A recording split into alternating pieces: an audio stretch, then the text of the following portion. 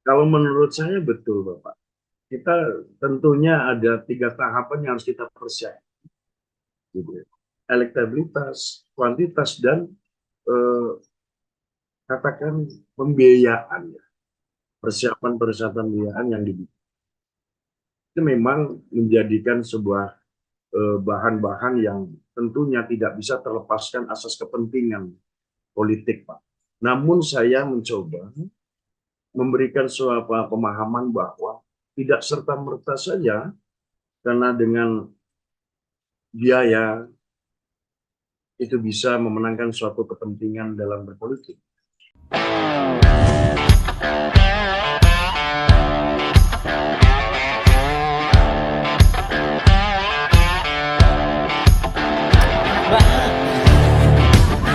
Cipol, minuman asli Pemalang, hilangkan dahagamu, rasakan kesegarannya.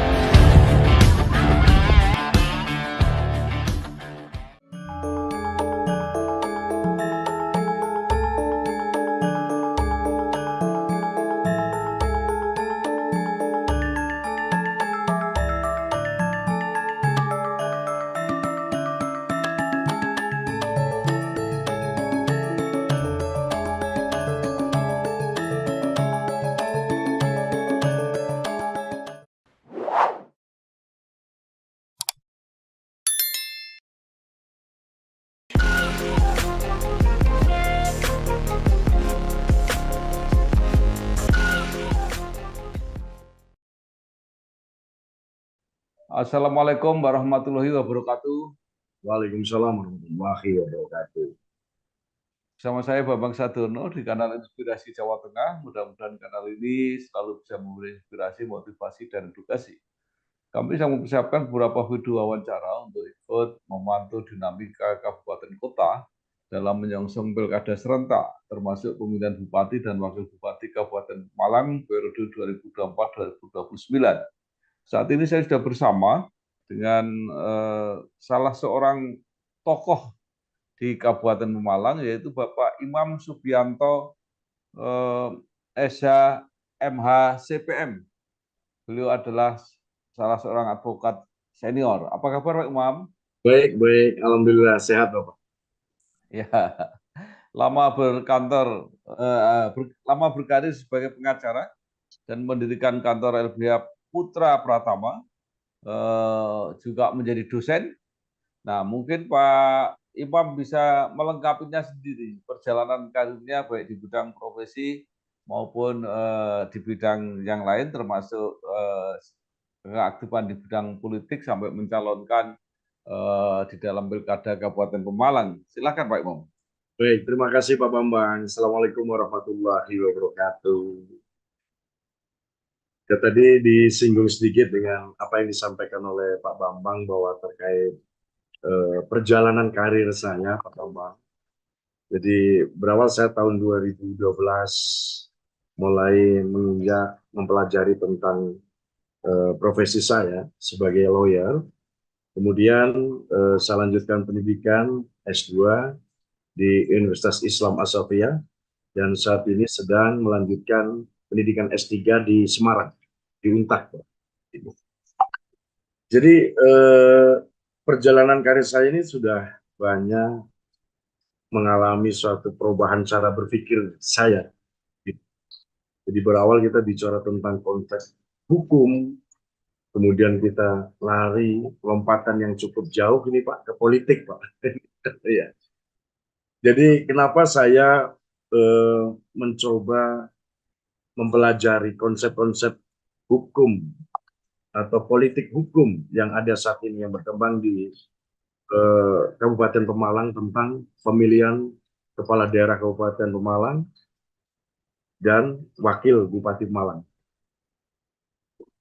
Saya mencoba beberapa kali untuk memahami betul situasi kondisi yang ada di Kabupaten Pemalang, Bapak. Gitu.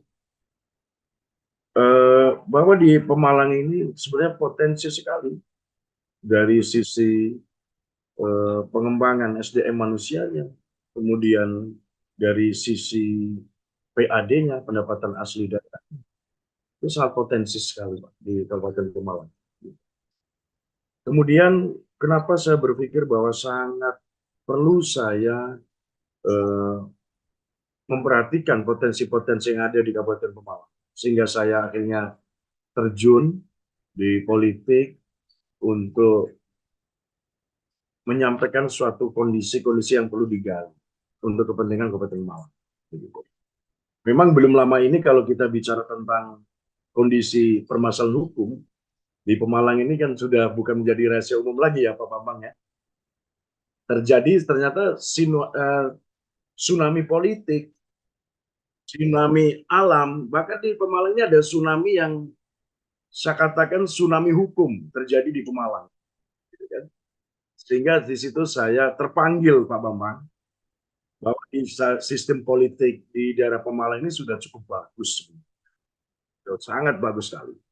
Cuma di dalam sistem kebijakan terhadap pengambil keputusan, ya kan, itu kadang masih ada hal yang perlu diperbaiki, terutama dalam sistem hukumnya. Demikian, Bapak.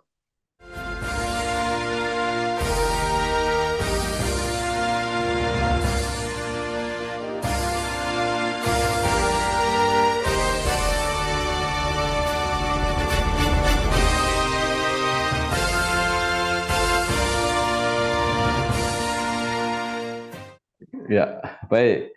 Nah, sebenarnya apa misi Bapak untuk mencalonkan diri menjadi kepala daerah atau wakil kepala daerah? Yang pertama ketika bicara misinya apa sih ini? Karena tadi saya singgung di awal, Pak. Ya, Pemalang memiliki potensi yang dapat dikembangkan ke depan. Begitu. Yang pertama potensi di bidang pertanian, ada potensi pariwisata dan potensi sumber daya manusianya, Pak. Begitu. Kemudian apa sih di potensi pertanian di Pemalang ini? Jadi Pemalang ini memiliki lahan pertanian yang luas, Pak, dan subur, ya. Dan pengembangan teknologi pertanian modern, ya kan, dengan pelatihan para petani dan pemberian akses pasar yang lebih baik, tentunya dapat meningkatkan produktivitas pertanian dan kesejahteraan para petani di Pemalang. Kemudian potensi pariwisata. Untuk pariwisata di Pemalang, objek wisata alam, sejarah, dan budaya ini sudah sangat menarik sekali. Belum lama-lama ini di Pemalang itu ditemukan bisa menjadi cagar sejarah budaya.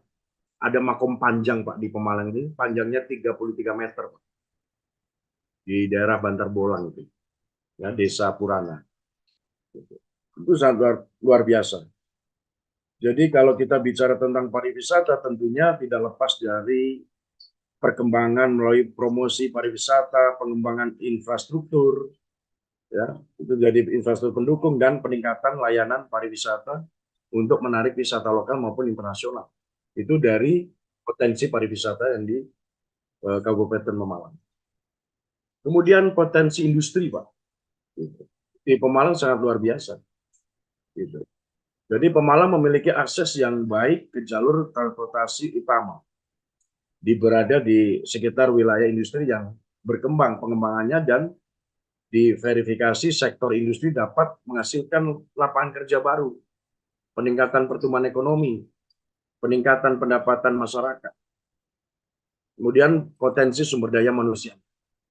Ini memiliki jumlah penduduk yang besar di Pemalang ini, potensi sumber daya manusia yang dapat dikembangkan melalui peningkatan akses pendidikan, pelatihan keterampilan. Visi di sana, misi saya di sana adalah bagaimana mentransformasi hal-hal yang potensial yang ada di Kabupaten Pemalang agar bisa diwujudkan. Tentunya di sini tidak bisa saya sendiri, Bapak. Butuh akses peran serta masyarakat, ya kan? Aktor-aktor politik di Pemalang yang mempunyai tujuan membangun bersama untuk Kabupaten Pemalang lebih baik ke depan. Begitu, Bapak Bambang. Baik, Pak Imam akan mencalonkan di dalam pilkada. Ada dua jalur, jalur perorangan dan jalur partai politik. Pak Imam akan menempuh jalur yang mana? Saya akan menempuh dengan jalur partai politik, Bapak. Ya, baik. Bapak menempuh jalur partai politik, apakah sudah ada komunikasi atau ada partai yang mengusulkan atau apa sampai saat ini sampai apa yang sudah dilakukan? Oke, baik Bapak. Saat ini saya sudah berusaha untuk berkonsultasi atau berkomunikasi atau ajang silaturahmi ke para tokoh partai, ya, terutama adalah Partai Golongan Karya, di mana saya punya pemahaman di Golongan Karya ini kan partai yang sangat luar biasa kedudukannya, di mana marwah Partai Golkar ini tentunya sebagai penyeimbang ya dari beberapa partai yang bisa berkompetensi untuk melakukan sebuah perjuangan-perjuangan mengusung para kandidat calon bakal bupati maupun wakil bupati. Sehingga saya memilih melakukan pendekatan-pendekatan kepada partai yang saya anggap bahwa ini partai yang bisa menjadi pengayom semua pihak. Dari masa ke masa Partai Golkar ini imbang. Saya katakan wujud partai seperti dalam sejarah pewayangan. Saya anggap adalah Semar ini, Pak. Bisa mengayomi semua pihak. Makanya saya coba dari situ akan saya masuk melalui jalur partai. Sedikiranya kemarin saya sampaikan dengan DPD Partai Golkar agar bisa membuat peluang bagi saya masuk dengan jalur Partai Golkar. Untuk saat ini begitu, Bapak.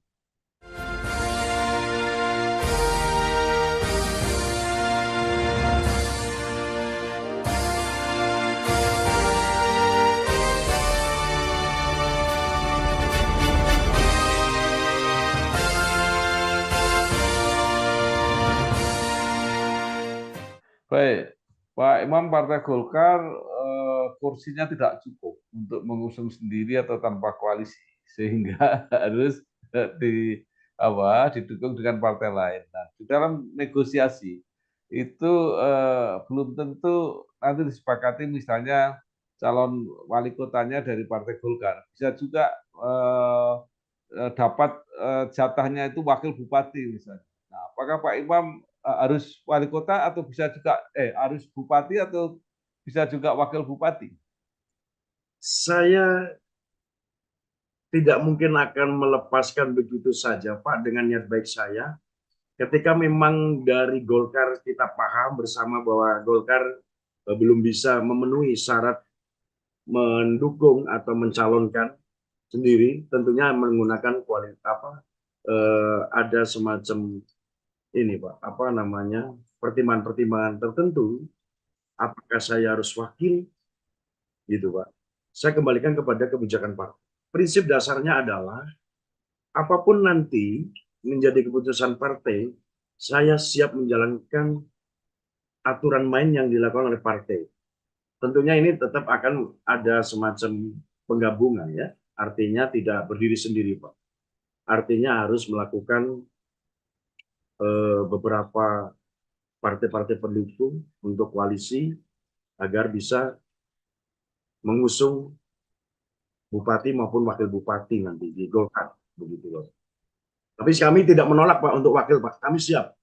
Baik.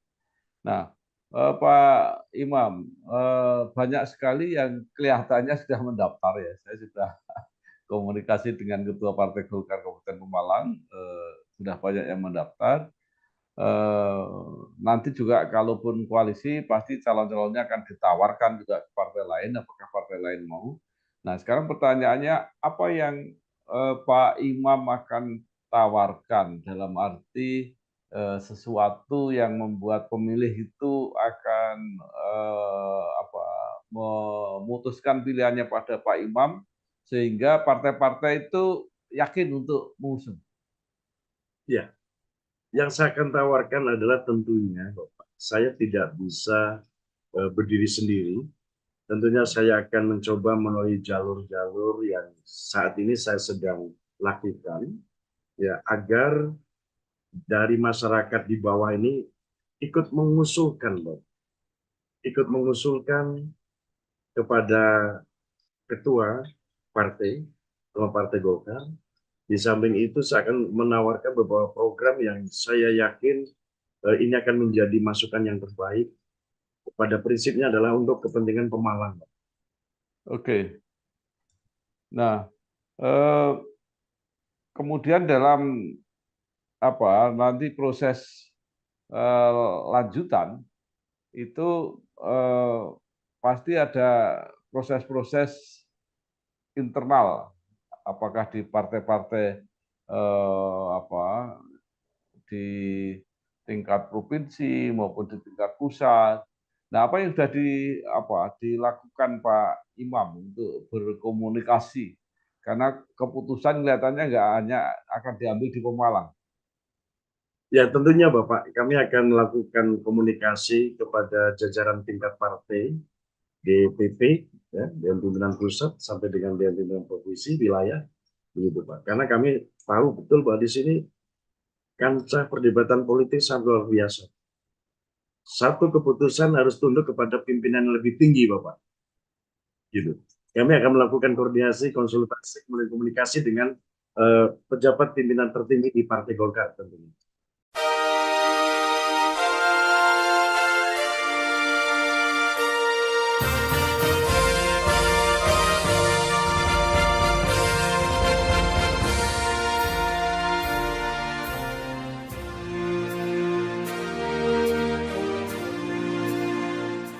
Iya. Saya wawancara dengan berbagai kalangan politisi, baik di Pemalang maupun di luar Pemalang, mereka rata-rata mengatakan bahwa partai akan mempertimbangkan seorang kandidat apabila mempunyai kapasitas, ya, kemudian mempunyai elektabilitas, tetapi juga mempunyai kesiapan finansial. Nah, ini yang saya sendiri itu nggak begitu jelas, tapi mereka mengatakan bahwa itu faktor yang penting. Nah, bagaimana menurut Pak Imam? Kalau menurut saya betul, Bapak. Kita tentunya ada 3 tahapan yang harus kita persiapkan. Gitu.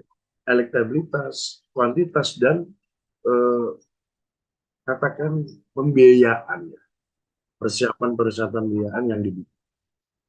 Itu memang menjadikan sebuah bahan-bahan yang tentunya tidak bisa terlepaskan asas kepentingan politik, Pak. Namun saya mencoba memberikan suatu pemahaman bahwa tidak serta-merta saja karena dengan biaya itu bisa memenangkan suatu kepentingan dalam berpolitik.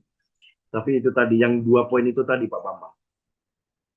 Jadi tidak sebagai suatu penyertaan di dalam proses kepentingan di dalam berpolitik. Gitu.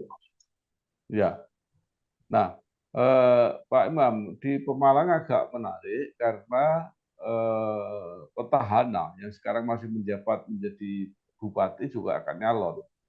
Nah, biasanya di berbagai tempat kalau ada petahana mencalonkan diri, itu dianggap mempunyai peluang yang sudah satu tahap lebih maju lah. Artinya selain pengalaman juga penguasaan jaringan lebih luas.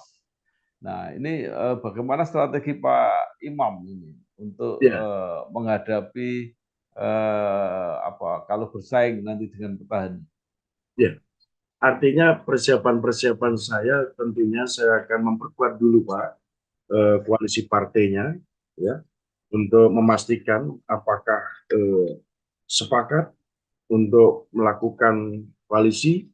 Tentunya kita paham Pak, karena income ini juga mempunyai kepentingan politik untuk mempertahankan kedudukannya, dan ada peluang sangat besar Pak. 40% saya katakan bupati saat ini mempunyai suara untuk mempersiapkan diri. Sehingga strategi saya nanti adalah melakukan koalisi-koalisi dengan partai-partai yang lain untuk memperkuat posisi melakukan perlawanan terhadap incumbent tentunya ya Pak. Strategi-strateginya nanti demikian Pak. Iya, baik. Pak Imam akan menjadikan Partai Golkar sebagai basis untuk bernegosiasi dengan partai-partai yang lain. Nah, menurut Pak Imam yang partai-partai yang potensial untuk diajak berkoalisi di Pemalang, partai apa saja, Pak? Kalau menurut pendapat saya PKB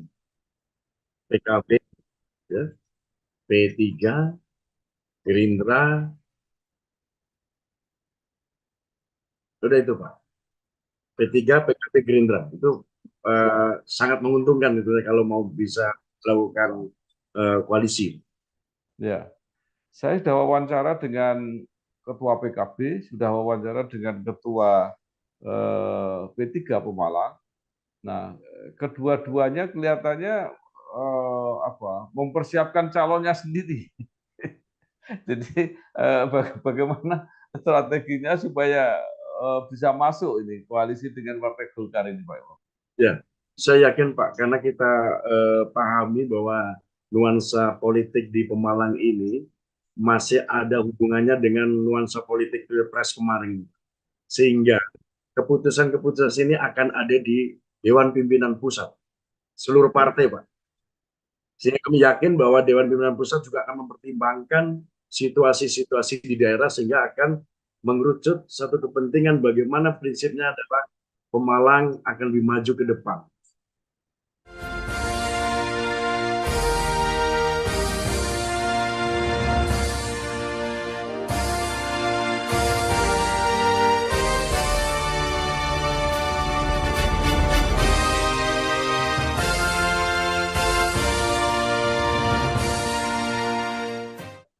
Baik, koalisi Pilpres akan masih berpengaruh untuk konfigurasi koalisi di Pemalang. Nah, Pak Imam sendiri waktu Pilpres cenderung ke koalisi yang mana? Kalau Pilpres kemarin saya ke Gerindra. Ke Gerindra, baik. Ya, Jadi kalau Gerindra itu berarti nanti koalisinya dengan Golkar, dengan Demokrat atau dengan PAN. Jadi Bapak kalau mempertahankan koalisi Pilpres agak riskan kalau mengajak P3 atau PKB, Pak Imam. PKB ya. Ya, baik. Pak Imam, terakhir. Sekarang apa harapan Bapak kepada masyarakat Pemalang ya, Baik. supaya apa yang menjadi cita-cita Bapak itu bisa terlaksana, ya, terkabul, dipilih oleh masyarakat, dan nanti benar-benar akan menjadi tokoh yang memang diharapkan untuk menyelesaikan masalah-masalah ke depan. Monggo Baik. Pak Imam. Baik, harapan saya atau saya memberikan harapan dan saran Pak bagi masyarakat Pemalang dalam memilih pemimpin ke depan. Tentunya yang dapat memberikan solusi ya bagi berbagai permasalahan yang ada. Ya. Jadi kita akan mencoba mengkaji dengan cermat rekam jejak dan program yang diusulkan oleh calon pemimpin. Jadi masyarakat perlu memahami visi, misi, dan program kerja calon secara mendalam untuk memastikan bahwa mereka memiliki komitmen dan kemampuan untuk mengatasi persoalan yang dihadapi. Yang pertama. Kemudian melibatkan diri secara aktif dalam proses politik dan pemilihan. Masyarakat diimbau untuk berpartisipasi dalam kampanye, debat, dan forum-forum publik yang diadakan oleh calon-calon. Yang ini akan membantu masyarakat memperoleh informasi yang lengkap tentunya dan mendalam mengenai calon pemimpin mereka, Pak. Kemudian memiliki pemimpin berdasarkan integritas, kompetensi, dan dedikasi, sehingga masyarakat perlu memilih pemimpin yang memiliki integritas tinggi, memiliki pengetahuan dan keterampilan yang relevan, serta memiliki dedikasi untuk melayani kepentingan masyarakat secara adil dan transparan. Kemudian mendorong transparansi dan akuntabilitas dalam kepemimpinan. Masyarakat perlu memilih pemimpin yang berkomitmen untuk menjalankan roda pemerintahan, begitu Bapak, yang transparan, akuntabel, dan responsif terhadap kepentingan masyarakat. Karena hal ini dapat dilakukan dengan menuntut calon-calon pemimpin untuk menyiapkan visi, program, dan sumber daya yang mereka miliki secara terbuka dan jujur. Itu Pak harapan dan saya diharapkan pada masyarakat Pemalang. Ya, baik.